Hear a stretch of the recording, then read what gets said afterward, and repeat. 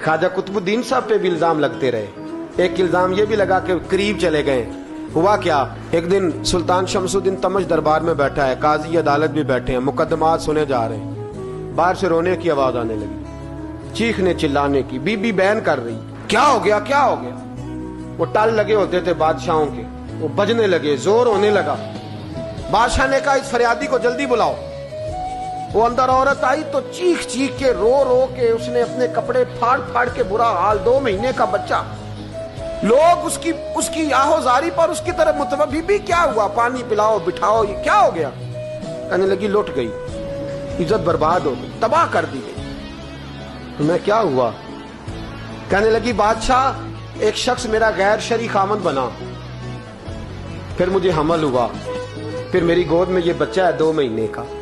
अब गई हूं तो वो कहता है कि मेरा तो तेरे से तल्लक ही कोई नहीं। बादशाह कहने लगे ये सुल्तान शमसुद्दीन तमश की जगह है और मैंने रसूलुल्लाह सल्लल्लाहु अलैहि वसल्लम के दीन के मुताबिक हुकूमत उस्तवार की है। कौन है जो तेरे साथ, अभी गर्दन ना काट दूंगा, बात कर कौन है। कहने लगी तू कुछ भी नहीं करेगा, कोई कुछ नहीं कर सकता। लोग कलमे छोड़ के बैठ गए, तवज्जो उधर हो गई। प्रोपेगेंडे बड़ा असर करते हैं मुआशरे पे, रंग ऐसा अजीब है, अंदाज ऐसा अजीब है।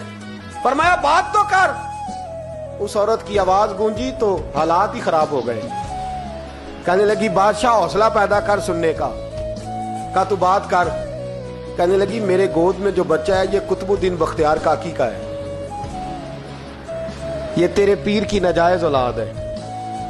उठाओ, प्रोफेसर सलीम चिश्ती ने PhD की है, वो लिख रहे हैं इस वाक़े को, तेरे पीर का नाजायज बच्चा है।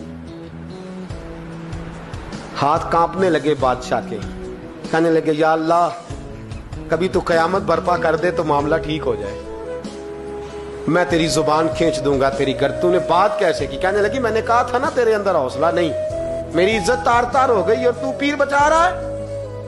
अल्लाहु अकबर। सुल्तान शमसुद्दीन तमश आसमान की तरफ देख के कहने लगे मौला मुझ मुजरिम को जिसकी बरकत से उठा के तूने मस्जिद में पहुंचाया, आज मुझे तूने किस इम्तिहान में डाल दिया, ये क्या रंग तूने जिंदगी का बनाया है।